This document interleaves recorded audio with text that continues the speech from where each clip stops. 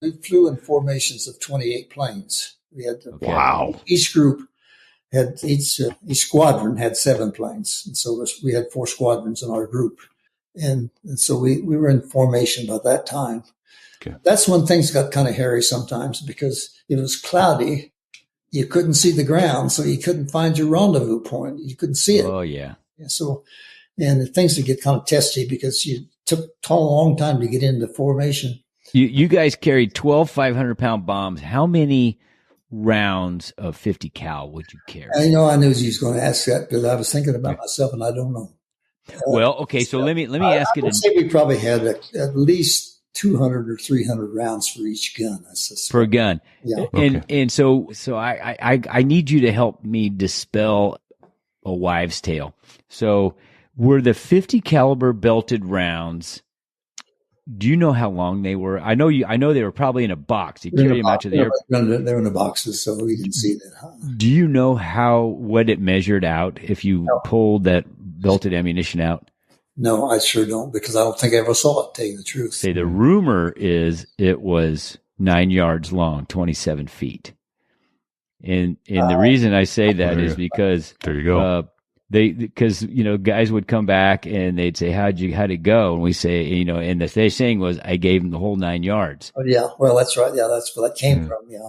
But okay. I don't think. All right. I was hoping you could either confirm or deny that for me. Yeah. Well. Okay. So about 200 rounds a gun. That's a lot. And so. That's a lot of weight right there. That's a lot of weight in. Yeah. And those guns probably weighed, I'd say 60 or 70 pounds apiece. They were big guns. Yeah. And then, but that also tells me you didn't actually load the ammo belts. They were loaded for you. Okay. The belts were loaded. Yeah. Okay. But they'd be much more. Yeah. They'd be quite heavy because it was. Okay. Anyway, when we got to 10,000 feet, we had to be in our positions, and in our turrets, and then we had to put on oxygen mask. Okay. Connect up our intercoms because we had the intercom. We could talk to everybody on the plane. And at some point in the bombing run, the pilot turned the airplane over to the bombardier, right? That's right. He coupled it up to the autopilot, and the bombardier actually flew it at that point. It's what they call the Norden bomb sights, what it was. And it was a gyroscope. I guess it wasn't. Well, I don't know how I understood it. But that was right. And they turned one. It's magic. Someplace before, actually, they got to the target. They turned over to the bombardier, and they flew the plane. So, and then of course, as soon as we all dropped the bombs at the same time.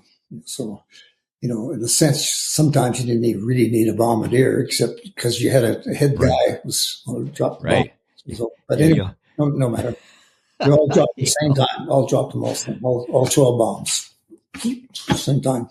We didn't string them out or anything, just unloaded.